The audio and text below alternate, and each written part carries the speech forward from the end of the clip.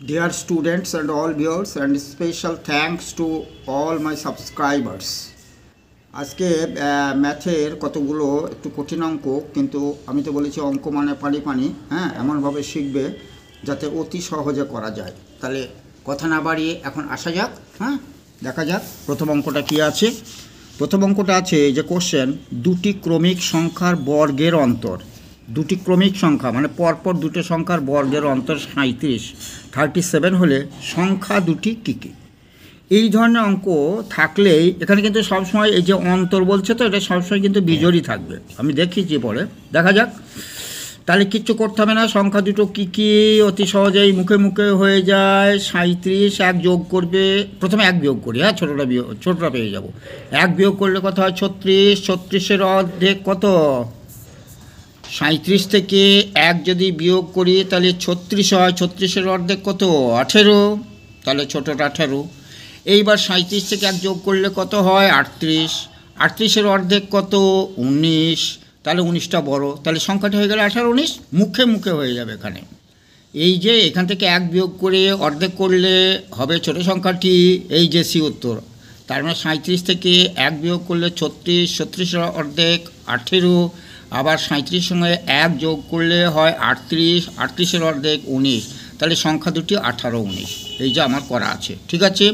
ঠিক এই রকমই যদি থাকে তবে চিন্তাভাবনা আসতে পারে যে এটা যদি জোড় থাকে তখন কি করব। তো জোড় তো থাকবেই না, পরপর দুটি ক্রমিক সংখ্যার বর্গের অন্তর সবসময় বিজোড় হবে। এই যে আমি আরেকটা দেখেছি, একই ভাষা ডট ডট দিয়েছি, তাহলে কি হলো? দুটো ক্রমিক সংখ্যার বর্গের অন্তর যদি 25 হয় তাহলে সংখ্যা দুটি কী কী। তাহলে এক বিয়োগ করে 24-এর অর্ধেক একটা হবে 12, আর এক যোগ করে মানে 25-এর একে 26-এর অর্ধেক 13, 13 হবে বড়টি। তাহলে সংখ্যা দুটি হবে 12 এবং 13। যদি বলে যোগফল কত? 12, 13, 25, কি হবে না? এই সব অঙ্ক হয়ে যাবে। তাহলে একটা অঙ্ক শেখা মানে কি, এটা একদম ক্লিয়ার করে নেবে, হ্যাঁ। এই যে দুটি ক্রমিক সংখ্যার বর্গের অন্তর এত হলে তো সংখ্যা দুটি কী কী, ব্যাস, আর কিচ্ছু নয়। একবার বিয়োগ করে অর্ধেক, যোগ করে অর্ধেক, ব্যাস, দুটো সংখ্যা বেরিয়ে যাবে। এইবার একটা অঙ্ক আছে কি, পরের অঙ্কটা 10 টাকা দরে, এটা একটা থাকেই পরীক্ষায়, শতকরার অঙ্ক। 10 টাকা দরে 5টি লেবু কিনে 15 টাকা দরে 6টি লেবু বিক্রি করলে শতকরা কত লাভ হবে। এখানে বলেছে লাভ হবে, তো লাভ হবেই। তাহলে এখানে একটা টেকনিক আছে, টিটা। যদি এই টিটা আগে থাকতো যে 5টি লেবু 10 টাকা দরে, তাহলে প্রথমে টি হতো, পরে টা, আর এখানে দেওয়া আছে 10 টাকা দরে 5টি, তার মানে কি টি। কিন্তু এই দুটোর গুণ নাই, কিন্তু প্রথম যে ক্রয় মূল্য হবে, যে ক্রয় মূল্যটা কত হবে? এই যে টি, মানে প্রথমটার মানে টাকা 10 নেব, আর দ্বিতীয়টার টি, এই যে দ্বিতীয়টা টি আবার এরকমই দেওয়া আছে, কিন্তু 15 টাকা দরে 6টি লেবু বিক্রি করলে, তাহলে এটা টি। তাহলে 6 10 60 ক্রয় মূল্য, 6 10 60 কী হয়ে যাবে? ক্রয় মূল্য। আমি নিচে বিস্তারিত দেখিয়েছি, কিন্তু মুখে মুখে করবো আর কি। আরেকটা কি আছে, আরেকটা টি বার করি, এই যে এই দুটো তো হয়ে গেছে, তাহলে এখানে টা আর এই যে টি, তাহলে 5 15 75, একটা হলো 60, একটা হলো 75, বিক্রয় মূল্য 75, তা বিক্রয় মূল্য বেশি হলে লাভ হবে। তাহলে 60 ক্রয় মূল্য, বিক্রয় মূল্য 75, 15 টাকা লাভ। সেটা কততে লাভ? লাভ কিন্তু সবসময় ক্রয় মূল্যের উপর হয়। 60-এর ওপর এই যে এই দুটো গুণ করে, এই যে 75 থেকে 60 বিয়োগ করব, সেটা 60 দিয়ে ভাগ, 100 দিয়ে গুণ, তাহলে কত হবে? এখানে এই যে 15, 4 15 60, 4 25 25, 100, 25%। মুখে মুখে কি করব? এটা তো বিস্তারিত, মুখে মুখে যেটা বললাম সেইটাই। এটা টায়ের সঙ্গে এটা টি গুণ করলাম, 6 10 60, মনে রাখবে 60 ব্রেনের এক সাইডে। এটা ক্রয় মূল্য হলো, আর এই টাটি, তার মানে কি হবে? 15 5 15 75 বিক্রয় মূল্য, তাহলে ক্রয় মূল্য 60, বিক্রয় মূল্য 75, তাহলে 15 টাকা লাভ।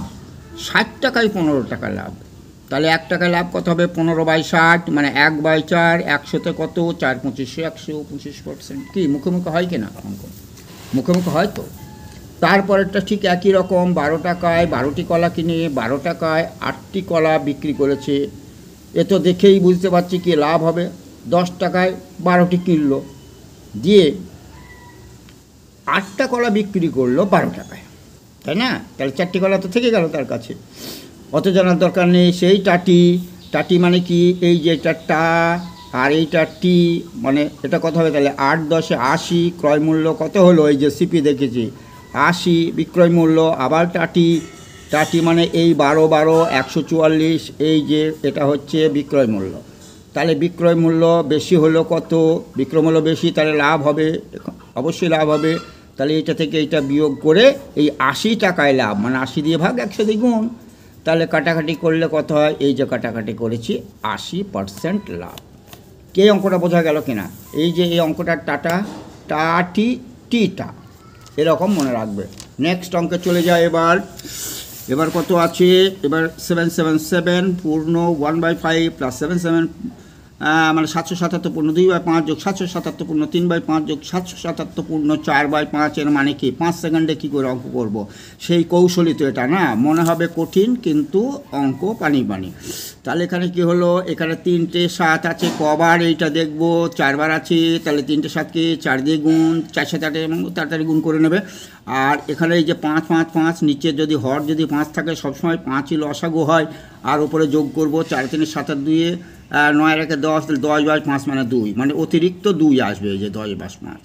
তাহলে এইটাকে 4 দিয়ে গুণ করে অতিরিক্ত 2 করব। যদি ইউনিট ডিজিটে দেখা যায়, এই ইউনিট ডিজিট দেখলে কিন্তু দেখতে হবে, কিন্তু এখানে 4 7 28 আর 2 বেশি, মানে 4 7 28 8, 8 আর 2 10, ইউনিট ডিজিট শূন্য হবে, কিন্তু এখানে দুটো শূন্য আছে না, এখানেও আছে এখানেও আছে, অতএব একটু করে দেখতে হবে।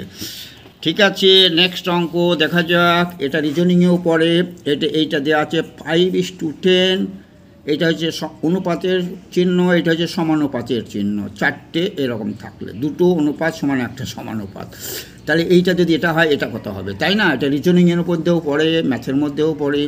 তাহলে দেখা যাক এটা কি করে আছে। এটা কিন্তু 5 দুগুণে 10, 6 দুগুণে 16 দুগুণে 32, 32 তো অপশনও নেই, তাহলে অন্যরকম চিন্তা করতে হবে। 5-এর স্কোয়ার, এটাই সাধারণত আসে, 5-এর স্কোয়ার 25, এই যে 5 আর দিয়ে যে 25 হয়, গুণ করে 10, তো এখানেও কী হবে তাহলে, এখানে 16-র স্কোয়ার কত হবে, 256। এইবার এই 256 সবগুলো গুণ করে দিতে হবে, 5 6 30 দুগুণে 60, হ্যাঁ 60 আছে অপশনে, 60 অপশনে আছে, তাহলে এইটাই উত্তর হবে 60, বি উত্তর। কি বোঝা গেল কিনা? ঠিক এই ধরনেরই রিজনিংয়ের এটা দেয়, সামনে এমটিএস পরীক্ষা, সিটির পরীক্ষা, এই ধরনের এই স্ট্যান্ডার্ডের অঙ্ক দেবে।